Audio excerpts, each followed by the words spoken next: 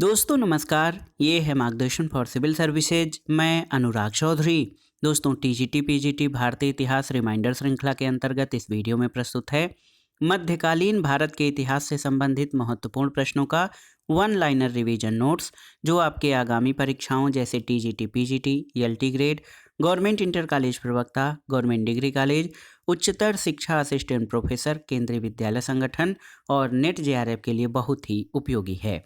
इस वीडियो में हम मध्यकालीन धार्मिक आंदोलन से संबंधित महत्वपूर्ण प्रश्नों को कवर करेंगे। तो आइए शुरू करते हैं मध्यकालीन भारत के इतिहास से संबंधित महत्वपूर्ण प्रश्नों का वन लाइनर रिवीजन नोट्स।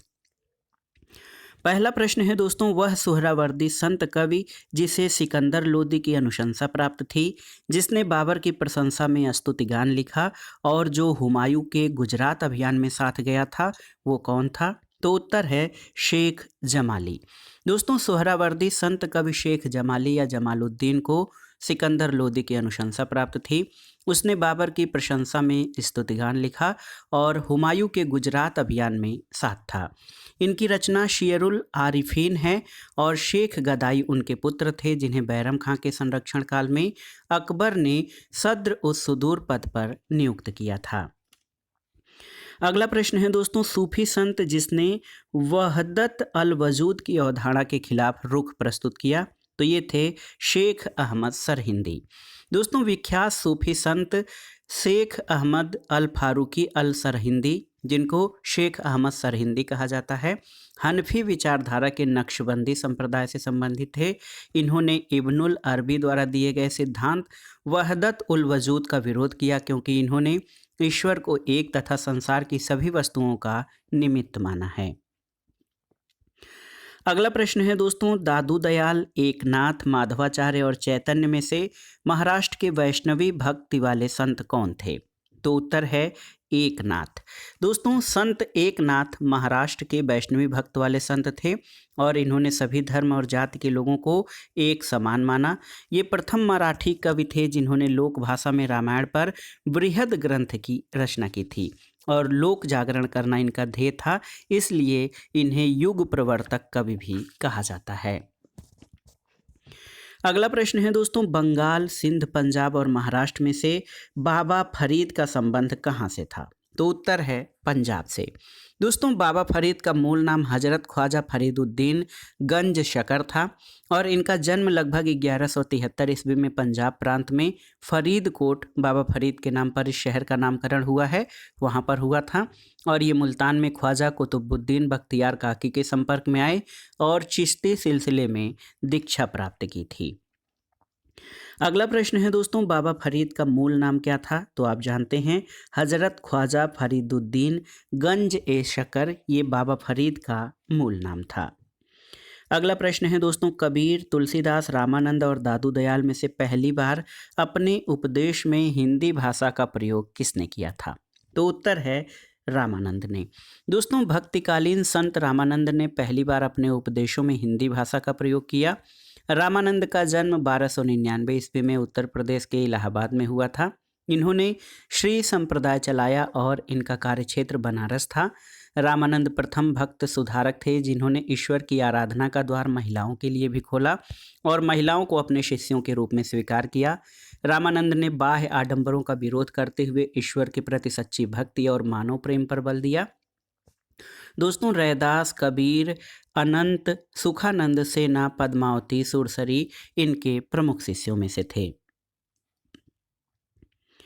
अगला प्रश्न है दोस्तों, रामानंद का जन्म कहाँ हुआ था? तो उत्तर है भक्त संत जो है रामानंद का जन्म इलाहाबाद उत्तर प्रदेश में हुआ था। अगला प्रश्न है, संत नामदेव पेशे से क्या थे? तो उत्तर है संत नामदेव पेशे से दर्जी थे और नामदेव महाराष्ट्र में भक्ति मार्ग के एक महान संत कवि थे। गुरु ग्रंथ साहब में इनकी कृतियों से कई पद्य लिए गए हैं। अगला प्रश्न है दोस्तों, अधिकतर मुस्लिम लेखक और कवि जिन्होंने हिंदी साहित्य को अपनी रचनाओं के द्वारा योगदान दिया वो कौन थे? तो वो थे सूफी संत या सूफीवाद के अनुयायी थे। अधिकतर सभी मुस्लिम लेखक और कवि जिन्होंने हिंदी साहित्य को अपने रचनाओं के द्वारा योगदान दिया वे सूफी संत या सूफीवाद के अनुयायी थे। इनमें अमीर खुसरो का नाम विशेष रूप से उल्लेखनीय है। अगला प्रश्न है दोस्तों, सूफी संप्रदाय में सबसे पहले फना का प्रयोग किसने किया था? तो उत्तर है, याद रखिएगा, अबू यजीद ने। दोस्तों, अबू यजीद अल विश्तामी पहला सूफी था जिसने सर्वप्रथम फना शब्द का प्रयोग किया था। उनके अनुसार फना के सिद्धांत के अनुसरण से ही अंतिम अवस्था बका की प्राप्ति होती है, जिसके अंतर्गत उसको अनंत जीवन की प्राप्ति होती है। अगला प्रश्न है दोस्तों, वह सूफी संत जो सांस की योग क्रियाओं में इतने पारंगत थे कि अन्य योगी उनको सिद्ध कहते थे? तो उत्तर है, निजामुद्दीन औलिया। दोस्तों, चिश्ती सिलसिले के प्रसिद्ध संत शेख निजामुद्दीन औलिया योग प्राणायाम की क्रियाओं में इतने पारंगत थे कि उन्हें योगी सिद्ध कहा जाता था। निजामुद्दीन बाबा फरीद के शिष्य थे और इन्होंने गयासपुर दिल्ली को अपना खानकाह बनाया। और दोस्तों, आप जान लीजिए, निजामुद्दीन औलिया को महबूब ए इलाही और सुल्तान उल औलिया भी कहा जाता है। अगला प्रश्न है, निजामुद्दीन औलिया किसके शिष्य थे? तो याद रखिएगा, निजामुद्दीन औलिया बाबा फरीद के शिष्य थे। अगला प्रश्न है, भारत में चिश्तिया संप्रदाय की स्थापना किसने की थी? तो उत्तर है, ख्वाजा मोइनुद्दीन चिश्ती ने। दोस्तों, भारत में चिश्तिया संप्रदाय की स्थापना ख्वाजा मोइनुद्दीन चिश्ती ने की थी। और आप जान लीजिए, ख्वाजा मोइनुद्दीन चिश्ती ने भारत में चिश्तिया संप्रदाय की स्थापना की। इन्होंने अजमेर को अपना खानकाह बनाया और इनका कथन था कि संगीत आत्मा का पौष्टिक आहार है। अगला प्रश्न है दोस्तों, सूफी संत जिनकी कुछ पंक्तियां सिखों के आदि ग्रंथ में संकलित की गई हैं? तो उत्तर है, फरीदुद्दीन गंज ए शकर। दोस्तों, आप जान लीजिए, शेख फरीदुद्दीन गंज ए शकर चिश्ती सिलसिले के संत कुतुबुद्दीन बख्तियार काकी के शिष्य थे। ये बाबा फरीद के नाम से प्रसिद्ध थे। इनकी खानकाह अजोधन में थी। इन्होंने सुल्तान बलवन की पुत्री हुसैरा के साथ विवाह किया। गुरु अर्जुन देव ने आदि ग्रंथ में बाबा फरीद के कथनों का संकलन किया है और इन्होंने अपने उपदेशों के प्रचार के लिए पंजाबी भाषा का प्रयोग किया। शेख निजामुद्दीन औलिया इनके शिष्य यानी बाबा फरीद के शिष्य थे। आप जान लीजिए दोस्तों, शेख फरीदुद्दीन या फरीदुद्दीन गंज ए शकर का मकबरा कहाँ स्थित है? तो उत्तर है, पाटन में। बाबा फरीदुद्दीन गंज ए शकर या बाबा फरीद का मकबरा पाटन यानी पाकड़ट्टन पाकिस्तान के मध्य प्रांत में स्थित है।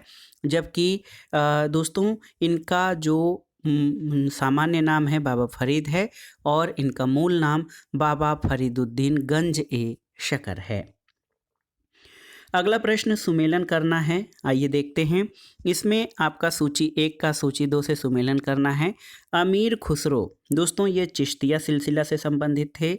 मियाँ मीर कादिरिया सिलसिला से, शाह दौला दरियाई सुहरावर्दी सिलसिला से और शाह वली उल्लाह नक्शबंदिया सिलसिला से संबंधित थे। अगला प्रश्न है दोस्तों, मिर्जा मजहर जान ए जहां संबंधित थे किस सिलसिले से? तो उत्तर है, नक्शबंदी सूफी सिलसिला से। आप जान लीजिए दोस्तों, मिर्जा मजहर जान ए जहां जिनका समयकाल 1699 से 1781 था, ये नक्शबंदी सूफी सिलसिला से संबंधित थे। सुन्नत के प्रति उनकी पूर्ण प्रतिबद्धता के कारण सुन्नता राष्ट्र के रूप में प्रसिद्ध थे। अगला प्रश्न इसी से संबंधित है, सुन्नता राष्ट्र के रूप में कौन प्रसिद्ध थे? तो उत्तर है, मिर्जा मजहर जान ए जहां सुन्नता राष्ट्र के रूप में प्रसिद्ध हैं। नक्शबंदी संप्रदाय के संस्थापक कौन थे? तो याद रखिएगा दोस्तों, नक्शबंदी संप्रदाय के संस्थापक ख्वाजा अल-दीन और ख्वाजा बहाउद्दीन नक्शबंदी थे। और भारत में अगर जो नक्शबंदी संप्रदाय के संस्थापक की बात करें तो ख्वाजा बाकी बिल्लाह भारत में नक्शबंदी संप्रदाय के संस्थापक थे। अगला प्रश्न है दोस्तों, नक्शबंदी संप्रदाय के संत किसके विरोधी थे? तो उत्तर है, संगीत के।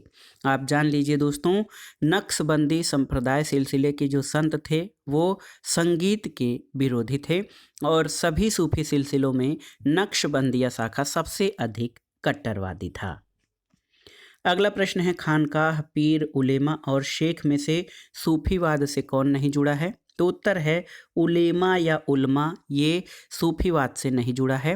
और उल्मा जो है इस्लामिक धर्म गुरु को कहा जाता है, जबकि खानकाह, पीर और शेख ये सूफीवाद से जुड़े हुए हैं।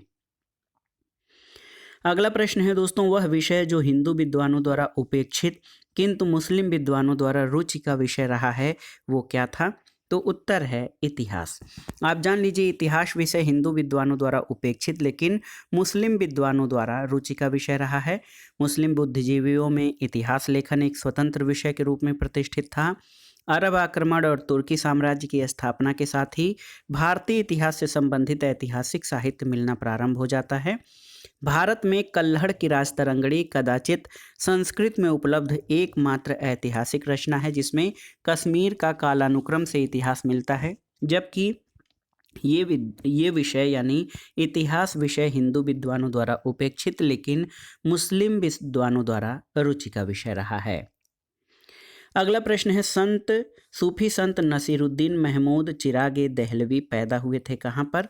तो उत्तर है अवध में। याद रखिएगा दोस्तों, सूफी संत नसीरुद्दीन महमूद चिरागे दिल्ली ये अवध में पैदा हुए थे। आप जान लीजिए, इनकी मृत्यु दिल्ली में हुई थी और इनका जन्म अवध में हुआ था, अवध क्षेत्र अयोध्या में। अगला प्रश्न है दोस्तों, महाभारत और रामायण का बांग्ला अनुवाद किसने करवाया था? तो नुसरत शाह ने। दोस्तों, महाभारत और रामायण का बांग्ला अनुवाद नुसरत शाह ने करवाया था। रामायण का बांग्ला अनुवाद कृत्तिवास के द्वारा किया गया था। इसे बांग्ला की बाइबल भी कहा जाता है। कृत्तिवास का जन्म 1346 में हुआ था और आप जान लीजिए, महाभारत के बांग्ला संस्करण का आरंभिक वर्णन 14वीं शताब्दी का माना जाता है और दूसरा हुसैन शाह के समय का, जो सेनापति परागल खां के हुक्म से तैयार किया गया था। अगला प्रश्न है दोस्तों, भगवत गीता की टीका भावार्थ दीपिका के लेखक कौन है? तो उत्तर है संत ज्ञानेश्वर। और महाराष्ट्र में भक्ति आंदोलन के संस्थापक कौन हैं? तो आप जान लीजिए दोस्तों, महाराष्ट्र में भक्ति आंदोलन के संस्थापक संत ज्ञानेश्वर रहे हैं। दोस्तों, आप जान लीजिए कि भगवत गीता की टीका भावार्थ दीपिका के लेखक ज्ञानेश्वर थे। इसे ज्ञानेश्वरी गीता भी कहा जाता है। ज्ञानेश्वर एक निर्गुण संत थे और महाराष्ट्र में भक्ति आंदोलन, जिसका नाम महाराष्ट्र धर्म था, उसके संस्थापक थे और संत ज्ञानेश्वर को ज्ञान देव भी कहा जाता है। कुछ अन्य महत्वपूर्ण तथ्यों को देख लेते हैं जो परीक्षाओं की दृष्टि से अति महत्वपूर्ण हैं। महबूब ए इलाही किसकी उपाधि थी? तो निजामुद्दीन औलिया की उपाधि थी महबूब ए इलाही। सुल्तानों का सुल्तान किसे कहा गया है? तो निजामुद्दीन औलिया को दोस्तों सुल्तानों का सुल्तान कहा गया है, यानी सुल्तान उल औलिया। दोस्तों, निजामुद्दीन औलिया को सुल्तान उल औलिया भी कहा गया है। अगला प्रश्न है दोस्तों, मुजद्दिद के नाम से जाने जाने वाला सूफी संत कौन था? तो उत्तर है शेख अहमद सरहिंदी। दोस्तों, शेख अहमद सरहिंदी को मुजद्दिद के नाम से जाना जाता था। अगला प्रश्न है, शेख निजामुद्दीन औलिया का जन्म कहाँ पर हुआ था? तो आप जान लीजिए, शेख निजामुद्दीन औलिया का जन्म दोस्तों बदायूं में हुआ था। अगला प्रश्न है, शेख निजामुद्दीन औलिया का मकबरा कहाँ पर स्थित है? तो ये दिल्ली में स्थित है। अगला प्रश्न है दोस्तों, निजामुद्दीन औलिया ने आइन ए हिंदी यानी भारत का दर्पण की उपाधि से किसे विभूषित किया था? तो उत्तर है शेख सिराजुद्दीन उस्मानी को। बहुत ही महत्वपूर्ण प्रश्न है दोस्तों, जान लीजिए, निजामुद्दीन औलिया ने आइन ए हिंद यानी भारत का दर्पण शेख सिराजुद्दीन उस्मानी को कहा था। अगला प्रश्न है, शेख अहमद सरहिंदी प्रसिद्ध संत थे किस सिलसिले से? तो आप जान लीजिए दोस्तों, शेख अहमद सरहिंदी नक्शबंदी सिलसिला के प्रसिद्ध संत थे। अगला प्रश्न है, शहाबुद्दीन सुहरावर्दी, बख्तियार काकी, शेख बहाउद्दीन जकारिया और निजामुद्दीन औलिया में से भारत में सुहरावर्दी पंथ की स्थापना किसने की थी? तो उत्तर है शेख बहाउद्दीन जकारिया ने। दोस्तों, भारत में सुहरावर्दी पंथ की स्थापना शेख बहाउद्दीन जकारिया ने किया था। ये भारत में मुल्तान से आए और इस सिलसिले का प्रचार प्रसार किया। इन्होंने समकालीन राज्य की राजनीति में भाग लिया और नसीरुद्दीन कुबाचा और इल्तुतमिश के बीच मुल्तान के आधिपत्य के लिए संघर्ष चल रहा था। इसमें इन्होंने इल्तुतमिश का साथ दिया था। इल्तुतमिश ने शेख बहाउद्दीन जकारिया को शेख उल इस्लाम की उपाधि दी। इनके बाद इनके बेटे सदरुद्दीन उत्तराधिकारी हुए और इन्होंने बलवन के बेटे मोहम्मद की पत्नी से विवाह किया था। अगला प्रश्न है दोस्तों, शेख बहाउद्दीन जकारिया को शेख उल इस्लाम की उपाधि किसने दी थी? तो इल्तुतमिश ने। दारा शिकोह किससे संबंधित था? तो आप जान लीजिए दोस्तों, दारा शिकोह जो है ये कादरी सिलसिले से संबंधित था। बहुत ही महत्वपूर्ण प्रश्न है दोस्तों। दारा शिकोह का संबंध जो है ये कादरी सिलसिला से है। मियाँ मीर और उसके शिष्य मुल्ला शाह कादरी संप्रदाय से संबंधित थे। मुल्ला शाह शाहजादे दारा शिकोह और उसकी बहन जहां आरा बेगम के आध्यात्मिक गुरु थे। जहां आरा ने साहिबिया शीर्षक से मुल्ला शाह का जीवन वृत्तांत भी लिखा है और दारा शिकोह के आरंभिक ग्रंथ जो सूफी मत से संबंधित थे उसमें सफीनत उल औलिया, सकीनत उल औलिया, हसनत उल आरिफीन और तरीकत उल हकीकत, रिसाल ए हकमुनुमा प्रसिद्ध हैं। तो याद रखिएगा दारा शिकोह दोस्तों, दारा शिकोह ये कादरी, याद रखिएगा कादरी सिलसिला से संबंधित थे। अगला प्रश्न है, साहिबिया शीर्षक से मुल्ला शाह का जीवन वृत्तांत किसने लिखा है? तो उत्तर है जहां आरा ने। रिशाल ए हकनुमा किसकी रचना है? दारा शिकोह की रचना है दोस्तों, रिशाल ए हकनुमा। अगला प्रश्न है बहुत ही महत्वपूर्ण है कि सूर सागर के रचयिता कौन थे? तो प्रसिद्ध भक्त कवि सूरदास सूर सागर के रचयिता थे। सूरदास सगुण विचारधारा के कृष्ण भक्ति शाखा के कवि थे। कृष्ण इनके आराध्य देव थे। दोस्तों सूरदास की कृष्ण भक्ति सखा भाव की भक्ति है और भक्ति के क्षेत्र में इन्हें पुष्टि मार्ग का जहाज कहा गया है। सूरदास वल्लभाचार्य के शिष्य थे। अगला प्रश्न है दोस्तों, भक्ति के क्षेत्र में पुष्टि मार्ग का जहाज किसे कहा गया है? तो उत्तर है सूरदास को। अगला प्रश्न है, भक्ति आंदोलन का प्रभाव क्या नहीं था? तो आप जान लीजिए, हिंदू मुसलमानों के बीच भेदभाव में वृद्धि, ये भक्ति आंदोलन का प्रभाव नहीं था। दोस्तों भक्ति आंदोलन में प्रमुख संतों ने संस्कृत की जगह क्षेत्रीय भाषा में लोगों को उपदेश दिया, जिससे प्रांतीय भाषाओं के विकास को बल मिला। इन लोगों ने जातिवाद का विरोध किया, हिंदू धर्म में सुधार का प्रयास किया। भक्ति सुधारकों ने मानव जाति की समानता में विश्वास किया और हिंदू मुस्लिम भाईचारे का समर्थन किया था। दोस्तों भक्त सुधारकों ने पुरोहितों के प्रभुत्व को स्वीकार करने से इनकार कर दिया था। इन लोगों ने सभी प्रकार के अंधविश्वासों और कर्मकांडों का खुलकर बहिष्कार किया था और सभी भक्त सुधारकों ने गुरु की महत्ता पर बल दिया। उनके उपदेशों में नैतिक शिक्षा इनके उपदेश का अनिवार्य अंग थी। अगला प्रश्न है दोस्तों, अखरावट किसकी रचना है? तो उत्तर है मलिक मोहम्मद जायसी की। दोस्तों अखरावट, पद्मावत और आखिरी कलाम ये मलिक मोहम्मद जायसी की रचनाएं हैं। जायसी का जन्म 1493 में अवध के जायस ग्राम में हुआ था। जायसी ने पद्मावत प्रेम कथा के द्वारा संपूर्ण सूफीवादी दर्शन को प्रस्तुत करने का प्रयास किया है। अगला प्रश्न है, मलिक मोहम्मद जायसी का जन्म स्थान कहाँ है? तो ये अवध का जायस ग्राम। अगला प्रश्न है दोस्तों, दादू दयाल, रैदास, कबीर और मलूक दास में से निपक्ष यानी निपख मार्ग का अनुमोदन किसने किया था? तो दादू दयाल ने। दोस्तों संत दादू दयाल ने निपख मार्ग का अनुमोदन किया। इनका जन्म अहमदाबाद में 1544 में हुआ था। इन्होंने पर ब्रह्म संप्रदाय की स्थापना कर गुजरात और राजस्थान में भक्ति का प्रचार किया। और दोस्तों गरीबदास, मोहम्मद काजी, सुंदरदास और रज्जब जो है वो दादू दयाल के प्रमुख शिष्य थे। रज्जब का कहना था कि ये संसार वेद है, यह सृष्टि कुरान है। अगला प्रश्न है दोस्तों, दादू दयाल का जन्म कहाँ हुआ था? तो आप जानते हैं अहमदाबाद में 1544 ईस्वी में।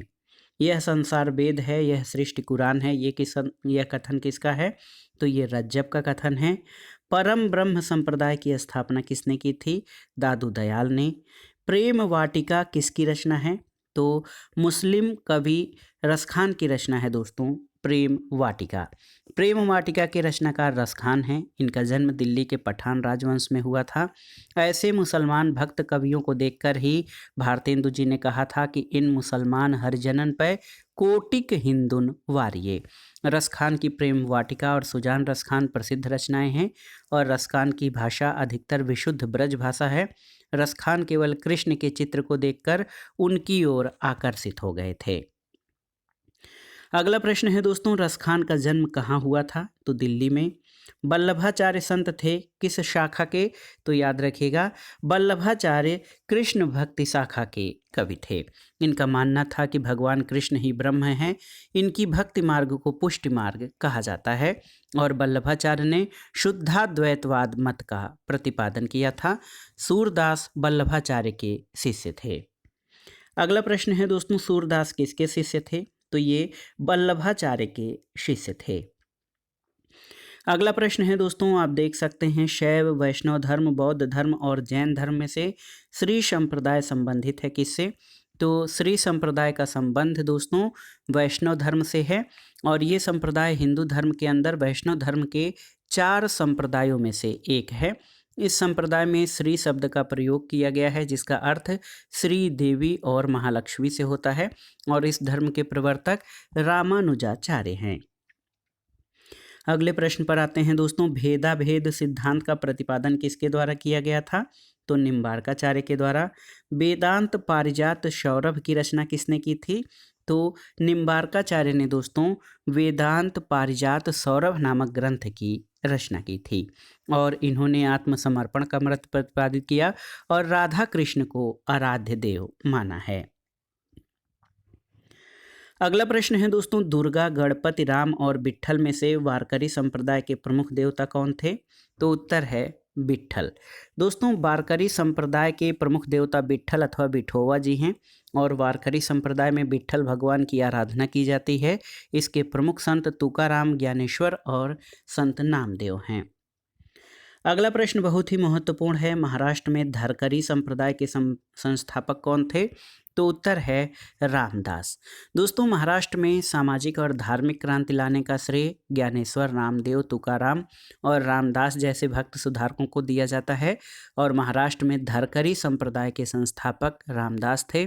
इनके अनुयायी राम की पूजा करते हैं और ये चिंतन प्रधान संप्रदाय है। अगला प्रश्न है, मदुरै, मामल्लपुरम, सोमनाथपुर तथा श्रीरंगम में से रामानुज शिक्षण कार्य करते थे कहाँ पर? तो उत्तर है श्रीरंगम में। दोस्तों रामानुजाचार्य दोस्तों श्रीरंगम में शिक्षण कार्य करते थे और भक्ति आंदोलन के सबसे पहले प्रतिपादक रामानुजाचार्य का जन्म 1017 में दक्षिण भारत में हुआ था। इन्होंने प्रारंभिक शिक्षा दक्षिण में कांची नामक स्थान से प्राप्त की थी और इन्होंने श्रीरंगम में आचार्य के पद पर रहते हुए वैष्णव धर्म का प्रचार प्रसार किया है। अगला प्रश्न है दोस्तों, चैतन्य के बचपन का नाम क्या था? तो उत्तर है चैतन्य के बचपन का नाम निमाई था। गौरांग महाप्रभु नाम से कौन प्रसिद्ध थे? तो उत्तर है चैतन्य महाप्रभु। दोस्तों चैतन्य का वास्तविक नाम विश्वंभर था और इनके बचपन का नाम निमाई था। ये गौरांग महाप्रभु के नाम से प्रसिद्ध थे। चैतन्य ने आधुनिक वैष्णव, जिसे गौड़ीय वैष्णव धर्म कहा गया है, इसका प्रचार किया। इन्होंने भक्ति के कीर्तन प्रणाली की शुरुआत की और चैतन्य के दार्शनिक सिद्धांत को अचिंत्य भेदाभेद के नाम से जाना जाता है।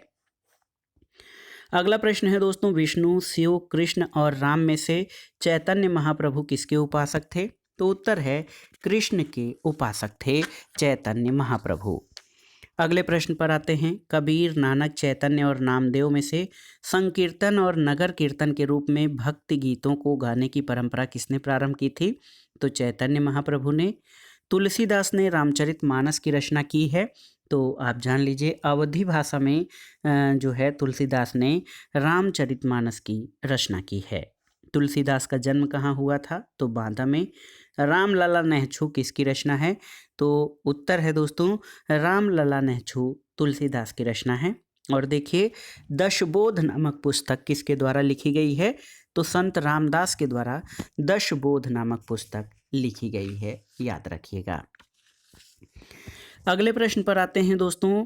माधवाचार्य, वल्लभाचार्य, निम्बार्काचार्य और रामानुजाचार्य में से सनक संप्रदाय के प्रमुख आचार्य कौन माने जाते हैं? तो उत्तर है निम्बार्काचार्य। दोस्तों निम्बार्काचार्य सनक संप्रदाय के प्रमुख आचार्य माने जाते हैं। अगला प्रश्न सही सुमेलन करना है। देखिए धन्ना जो है ये जाट थे, रैदास चर्मकार थे, कबीरदास जुलाहा और पीपा जो है ये राजपूत जाति से संबंधित थे। तो यहाँ पर विभिन्न भक्त संतों की जाति का सुमेलन करना है।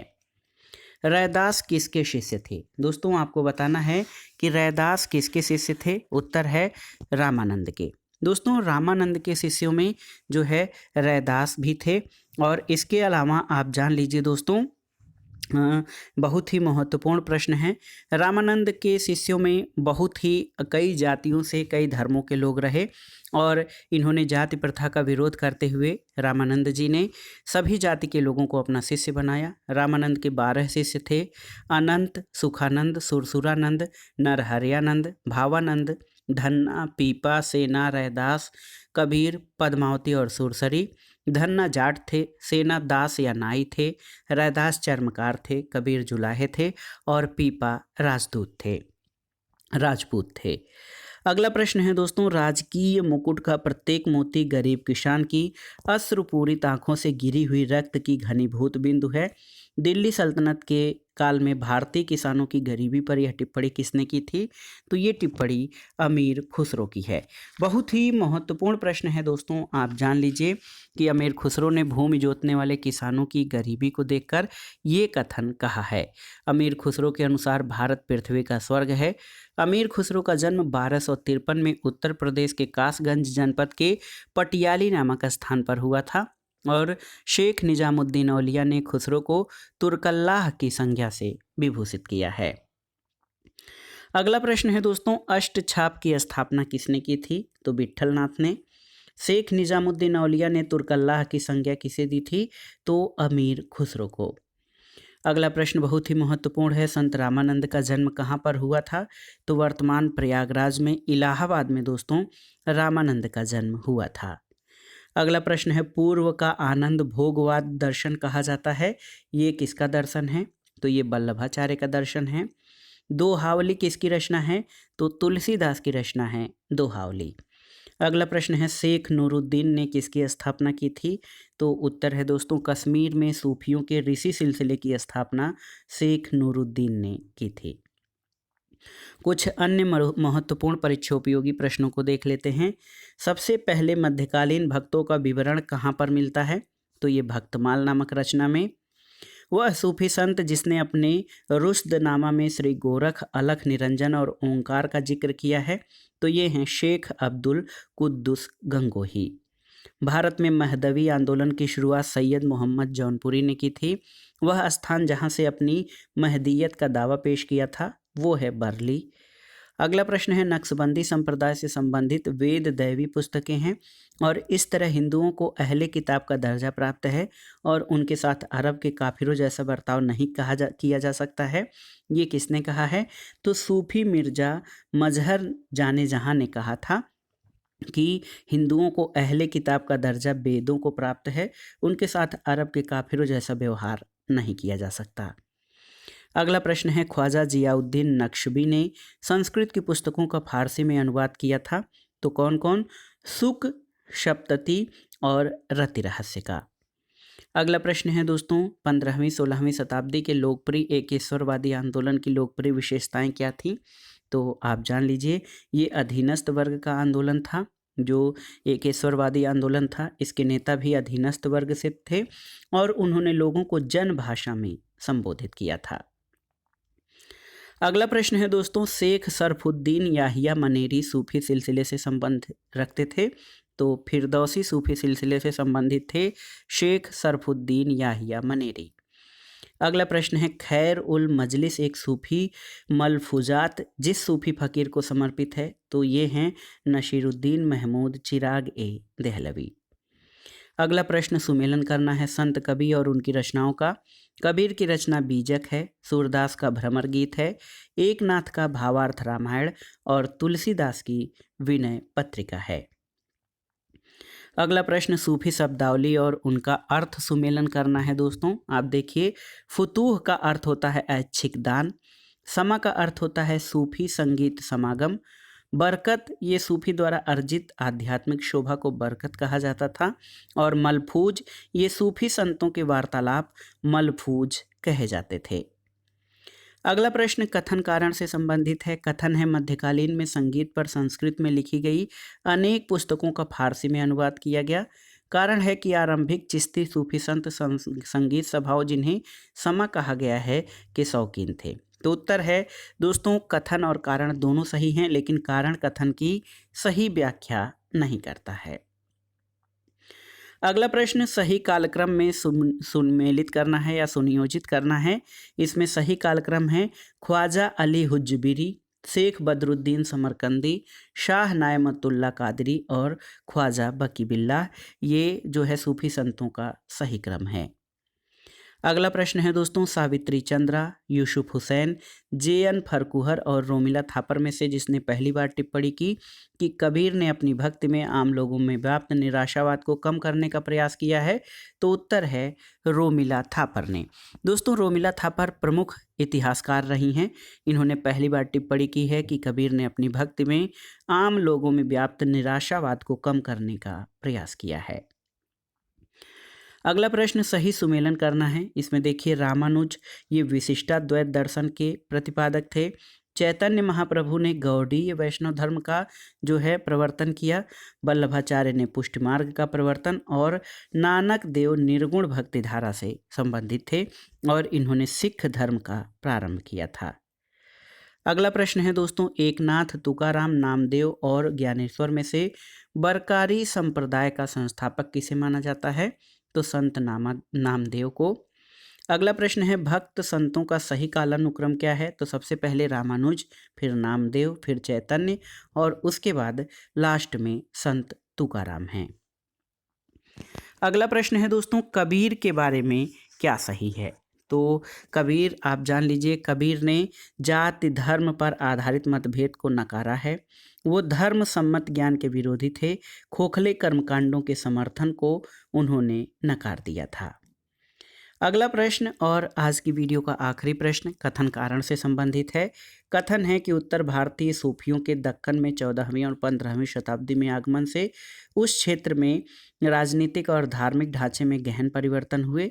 कारण है कि वे लोग दक्कन पठार में खिलजी और प्रारंभिक तुगलक आक्रमण को उचित ठहराने के लिए दक्कन आए थे। तो यहाँ पर कथन सही और कारण गलत है, यानी ए सही और आर गलत है।